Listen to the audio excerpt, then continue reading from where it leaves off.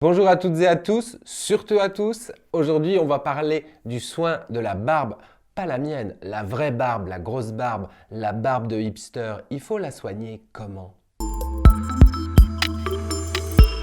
Alors autour de moi, de plus en plus d'hommes portent une barbe longue, fournie, qui est à la mode évidemment, et me posent des questions sur l'entretien de cette barbe, comment le faire dans le respect de l'environnement et de la santé, surtout de l'environnement.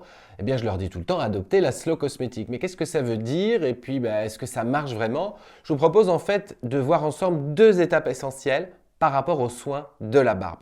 La première étape, c'est le lavage de la barbe. C'est vrai que quand on est sous la douche et qu'il faut laver cette barbe, tous les jours on n'a pas forcément envie de la shampouiner, mais lorsqu'on va la shampouiner idéalement 2 à 3 fois par semaine, autant utiliser un produit adapté qui va légèrement assouplir le poil pour le rendre plus facile à traiter après, et puis aussi soigner ou en tout cas ne pas agresser, ne pas irriter la peau qu'il y a en dessous de la barbe. Alors pour ça, moi en fait je recommande du shampoing neutre sans sulfate. Il s'agit en fait de shampoings comme celui-ci, Transparence qui en propose un. Ce sont des shampoings à base de tensioactifs dérivés de coco. Alors ça mousse certes, mais ça mousse un peu moins qu'un shampoing habituel. Ça mousse par contre un peu plus qu'un savon à froid et surtout ça a un pH légèrement acide qui correspond bien au niveau de la peau du visage et de la barbe en général. Donc là, ça se travaille tout simplement, un tout petit peu de produit avec lequel on va enduire les mains mouillées et puis qu'on va travailler sur la barbe mouillée elle aussi avant de rincer. Ça existe aussi en version nettoyant visage. Souvent, vous avez des gels moussants sans savon à base de ces fameux tensioactifs dérivés du végétal. Ici, Indem en propose un à base d'huile essentielle de cad qui est pas mal intéressant si vous avez la barbe irritée ou irritante. C'est-à-dire que si votre barbe est un peu plus courte et qu'elle est encore un peu inconfortable. Ça s'appelle Plaque-moi et c'est chez Indem sur slowcosmetic.com. Alors, quand on a rincé la barbe et qu'on l'a séchée, il faut prendre le temps de la sécher, il faut peut-être la laisser sécher aussi.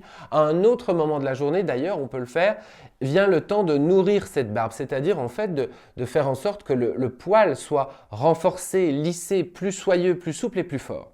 Alors, la grande tendance, c'est l'huile à barbe. Sauf que l'huile à barbe, comment l'utiliser? Est-ce qu'il faut en mettre beaucoup? La réponse est non.